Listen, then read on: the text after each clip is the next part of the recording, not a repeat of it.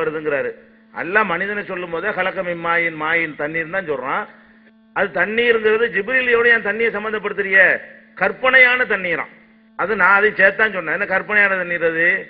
இது உடம்புல இருந்து வந்த தண்ணீரா? அது கற்பனையான தண்ணீர்ல இருந்து படைக்கப்பட்டாங்கன்னா ஒரு ஆணாக அங்க சித்தரிச்சு ஆண் பெண்ணுடைய இணைப்பாக அங்க எது காட்டுறீங்க? இது எந்த எந்த அடிப்படையில் இந்த விளக்கத்தை எடுத்தீங்க அப்படிங்கறதுதான் கேள்வி. அதுக்கு என்ன செய்யல?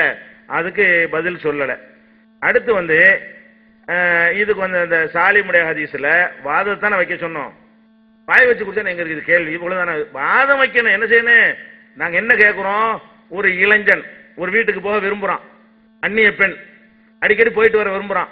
அவன் என்ன செய்யறான்? நீ எனக்கு பாலை கொடு, அம்மாவை போயிருவ, நான் டெய்லி வருவோம் வீட்டுக்கு அப்படிங்கிறான்.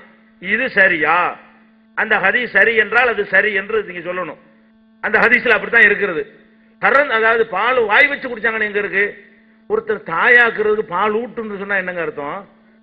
கடையில பால் வாங்கி கொடுன்னு அர்த்தம். அதுக்கு பால் ஊட்டு அருள்ஹி பால் ஊட்டு அப்படின்னு வருது. பால் ஊட்டுதல் என்பது மார்பகத்துல வாய வச்சு குடிக்கிறதா பால் ஊட்டுதல். அதுலதான் தாய் பிள்ளைங்கிற உறவு ஏற்படும். தாய் பிள்ளை மேற்றுக்கு அதுல சொல்லப்படுகிறது. அந்த அகராதியில இதுக்கு அது நான் தனியா நிரூபிப்ப நீங்க மறுத்தீங்கன்னு சொன்னா அது போக அப்ப பால் ஊட்டணும்னு அவர் கேட்கிறாரு.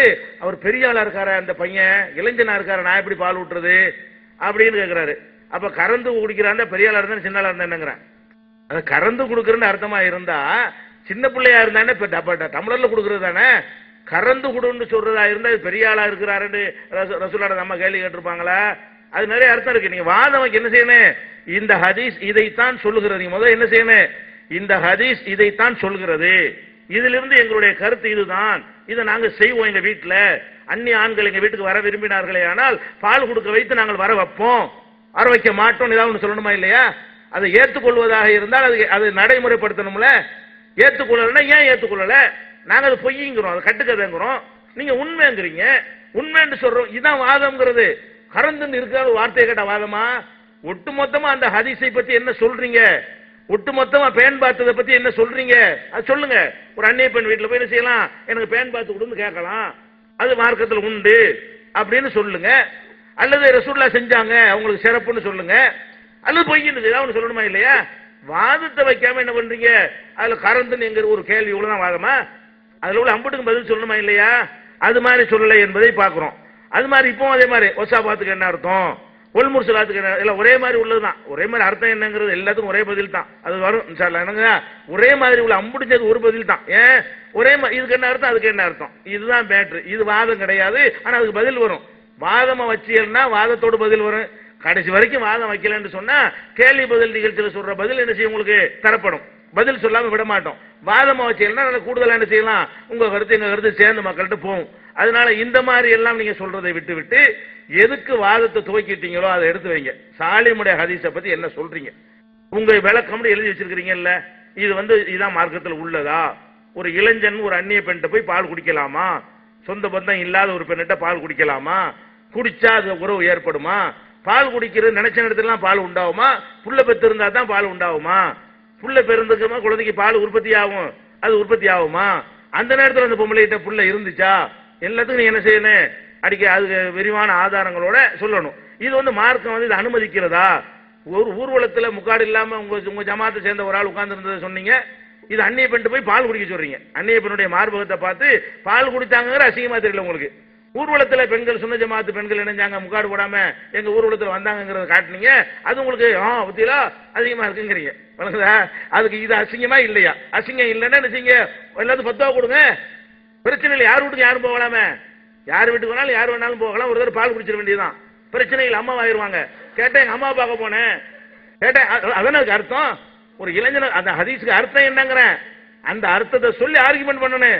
அப்படி செய்யணும் என்பதை நான் என்ன செய்யறேன், இது அது சொல்லிக்கொள்ள விரும்புகிறேன்.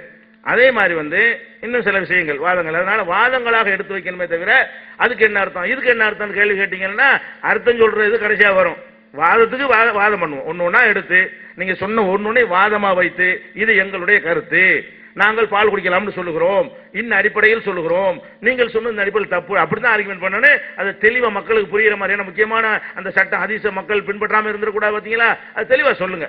அந்நிய வீட்டில் போய் பேன் பார்க்கறதுக்கு அந்நிய பெண் பால் குடிக்கிறதுக்கு எங்க மார்க்கத்தில் அனுமதி இருக்கிறதுன்னு சொல்லிருங்க. சரி. அது போக இன்னும் சிலதை பாருங்க. இப்போ குர்ஆன் இறங்குதுங்க, லைலத்துல் கத்ர்ல இறங்குதுன்னு நமக்கு வந்திருக்கு. அது ஆறு துவங்கியதுன்னு சொல்லி முதல் விளக்கம் சொல்லியாச்சு. இது போக குர்ஆனை பற்றி நீங்க ஹதீஸ்கள் எடுத்து பார்த்தீங்கன்னா பல மாதங்கள்ல ஷாபான்ல இறங்குனது, ரபியுல் அவ்வல்ல இறங்குன சில ஆயத்துகள் பல மாதங்கள்ல பல நேரங்கள்ல பல நாட்கள்ல இந்த குர்ஆன் இறங்கி இருக்கிறது. ஒரு ஆள் என்ன செய்யறாருன்னு கேட்டா, அந்த இன்னா அன்சல்னாஹு ஃபீ லைலத்துல் கத்ர் இருக்குல்ல, அதை சிந்திக்கிறார், விளங்குறார். எப்படி லைலத்துல் கத்ர்ல இறங்குனங்கறான் அப்படின்னா என்ன அர்த்தம்? ஒவ்வொரு வருஷமும் லைலத்துல் கத்ர் வரும் ஒரு நாள், அந்த ஒரு நாள் தான் குர்ஆன் இறங்கும். ஒரு வருஷத்துல ஒரு நாளைக்கு இறங்குமா. லைலத்துல் கத்ர்ல இறங்குனதுக்கு அர்த்தம் எப்படி விளங்குறாங்க? உலகத்துல யாரும் விளங்காத விளக்கத்தை விளங்குறாங்க. லைலத்துல் கத்ர்னா என்ன அர்த்தம்? அது ஒரு இரவு, அந்த இரவில் மட்டும் குர்ஆன் இறங்கு, ஒரு வருஷத்துக்கு இறங்காது. அடுத்த வருஷம் லைலத்துல் கத்ர் வரும்ல, அப்போ ஒருக்கா இறங்கு, மறுபடியும் இறங்கவே இறங்காது. அப்ப வேறு எந்த மாதத்திலும் எந்த நாளிலும் அந்த லைலத்துல் கத்ர் அல்லாத எந்த ஒரு நாளிலும் என்ன செய்யல, குர்ஆன் இறங்கவே இல்லை அப்படிங்கிறாரு. அதுவும் எத்தனை, அதாவது வேற விஷயங்கள்லாம் சொல்றாரு. இப்ராஹிமுடைய வேதம் ரமலான் 1ல வந்துச்சான், தௌராத் ரமலான் 6ல வந்துச்சான், எங்க போய் பார்த்தாங்கன்னு தெரியல, அது வேண்டியது இல்ல. இப்போ கானல் குர்ஆன் என்சில் அலன் நபி ஸல்லல்லாஹு அலைஹி வஸல்லம் ஃபீ குல்லி லைலத்தி கத்ரின் மின ஸனதி இல ஸனா, ஒரு வருஷத்தை அடுத்த வருஷம் வரைக்கும் உள்ள லைலத்துல் கத்ர்ல தான் குர்ஆன் இறங்கும். இப்படி 20 லைலத்துல் கத்ர் இரவுகள்ல தான் இந்த குர்ஆன் இறங்கப்பட்டுச்சு. குர்ஆன் மொத்தம் 20 தடவை மொத்தம் இறங்கி முடிஞ்சிருச்சான். 20 தடவை தான் அல்லாஹ்ட்ட இருந்து வஹி வந்திருக்கு. 20 லைலத்துல் கத்ரா பார்த்து வந்திருக்கு. அதுல 23ல 3 என்னாச்சுன்னு தெரியல. ஒன்னு 23ல இந்த கடைசி 3 தான் ஒன்னு அடிபடலாம், ரமலான் வராம இருக்கலாம். ரபியுல் அவ்வல் இறந்துட்டாங்க, அதுக்கு பிறகு ரமலான் வரலங்கலாம். ஒரு 22வது வரணும். 22 லைலத்துல் கத்ர் வருது, அது கூட ஒரு கணக்கு தெரியாம என்ன செய்யறாரு, 20 லைலத்துல் கத்ர்ல முழு குர்ஆன் இறங்கி விட்டது. இது என்ன விளக்கம்? குர்ஆன் லைலத்துல் கத்ர்ல இறங்குன்னு எல்லாரும் சாதாரண மக்களுக்கு விளங்குறது கூட குர்ஆனுக்கு விளக்கம் சொல்றவங்கிற பேர்ல இருக்கிறவங்களுக்கு விளங்குனுச்சா? அதே மாதிரி 2 கடல்கள் சங்கமிக்கின்றன, ரெண்டுக்கு மத்தியில ஒரு திரை இருக்கிறது, ஒன்றோடு ஒன்று சேராதுன்னு குர்ஆன்ல இருக்குது. இது அந்த காலத்து மக்களுக்கு விளங்கல. இந்த காலத்தில் உள்ளவங்க ஆய்வு பண்ணி கடலை எல்லாம் உள்ள ஆராய்ச்சி பண்ணி ஒரு கடல் வாழ் அறிஞரே என்ன செய்யறாரு, பெரிய திரை இருக்கிற கண்டுபிடிக்கிறார். 2 கடலும் என்னதான் கலங்கினாலும் இதனுடைய தன்மை அதனுடைய தன்மை ஒன்று சேருவது இல்லை, இது கடவுளுடைய வார்த்தை தான் சொல்லி கண்டுபிடிச்சு இஸ்லாத்துக்கு வந்த கதையெல்லாம் இருக்கிறது, சம்பவம்லாம். என்ன செய்யறாரு தெரியுமா? தெரியாது, சும்மா விட்டு போயிருக்கணும் அந்த காலத்துல. இது என்ன செய்யறாரு, 2 கடல் சங்கமிக்குன்னா என்ன அர்த்தம்னு கேட்டா, ஒரு கடல் வானத்தில் இருக்குதான், இன்னொரு கடல் பூமியில இருக்குதான், வருஷத்துல ஒரு நாள் சந்திச்சுட்டு போவாங்களாம். அதாவது வானத்தில் உள்ள கடலும் பூமியில் உள்ள கடலும் எப்படி அற்புதமான வழக்கம் பாருங்களேன். பஹ்ருன் ஃபிஸ் ஸமாஇ வல் அர்தி, வானத்திலையும் பூமியிலையும் உள்ள கடல் தான். எல்தகியானி குல்ல ஆமின், வருஷம் 2 பேரும் சந்தித்துக் கொள்வார்கள். 2 கடல்கள் சந்திக்கணும்னு அர்த்தம். வானத்திலிருந்து ஒரு கடல் இறங்கி சந்திச்சுட்டு மறு என்ன செய்ய அப்படியே போயிரும் போல இருக்குது. இது மாதிரி அஹதுஹுமா ஃபிஸ் ஸமாஇ வல் ஆஹரு பில் அர்தி, ஒரு கடல்ங்கிறது வானத்தில் இருக்குது, ஒரு கடல் பூமியில் இருக்குது, 2 கடல் சந்தித்துக் கொள்வார்கள். இப்படி ஒரு வழக்கம். ஒரு ஆள் என்ன செய்யறாரு, இது நல்லா இல்லை, இது வேற மாதிரி நம்ம கொடுக்கலாமே அப்படின்னு சொல்லிட்டு அவர் என்ன செய்யறாருன்னா, 2 கடல் சங்கமிக்குது என்று சொன்னால் அலி பாத்திமா, ஒரு கடல் அலியாம். கடல்னு அலி வணக்கம் வழங்குவானா? மனிதர்களுக்கு சாதாரண மூளை உள்ளவங்களுக்கு என்ன செய்யும், கடல்னா கடல்னு விளங்கும். இமாம்களுக்கு என்ன விளங்குது, ஒரு கடல் அலியா, இன்னொரு கடல் பாத்திமாவாம். 2 பேரும் சந்திச்சுக்கிறாங்களா அடிக்கடி. ஆனா ரசூல்ல முட்டுக்கடையா இருப்பாங்களா இடையில, மாமனார் வச்சு சேர முடியாதுல, பைனஹுமா பர்ஸகுன், 2 பேருக்கு மத்தியில ஒரு திரை இருக்குங்க ரசூல்லாவாம். அலி பாத்திமாங்கிறது கடலா, பர்ஸகுங்கிறது யாரா, ரசூல் ஸல்லல்லாஹு அலைஹி வஸல்லம். அதிலிருந்து லூலு மர்ஜான், அதுல முத்தும் பாவலும் வெளிப்படுதுன்னு வருதுல, அது ஹசன் ஹுசைன்.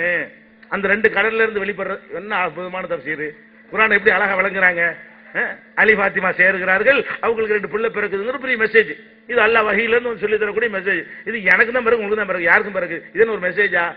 அப்ப இதெல்லாம் இந்த குர்ஆனுடைய விளக்கம் என்ன செஞ்சிருக்காங்க, சொல்லி இருக்கிறாங்க. அதே மாதிரி ஒரு குர்ஆன்ல ஒரு வசனம் வருது, இதுக்கு அந்த யுத்தத்துக்கு போகும்போது சொல்லுவாங்க இஸ்ரவேலர்கள் நீங்கள் உங்க இறைவனும் போய் போரிடுங்க, நாங்க வரமாட்டோம்ன்றவாங்க. உங்கள் இறைவன் என்று சொன்னது ஹாரூன் தான். ஹாரூன் தான் இறைவனா.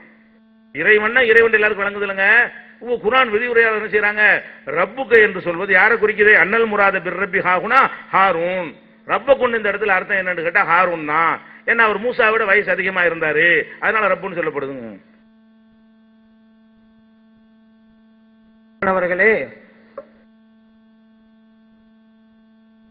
அவங்களுடைய நிலைப்பாடு குர்ஆனையும் ஹதீஸையும் இமாம்கள் உதவி இல்லாமலே விளங்க முடியும். அதுக்கு அடுத்து தான் உங்க இமாம்கள் தான் தலையா இருக்கிறாங்க. அது 2வது. இமாம்கள் உதவி இல்லாமல் குர்ஆனையும் அதையும் புரிய முடியும்னு எழுதி கொடுத்துட்டு கையெழுத்தெல்லாம் போட்டு வந்துட்டு இப்போ நம்ம இது எல்லாம் எப்படி புரியுங்கன்னு கேட்டாக்கா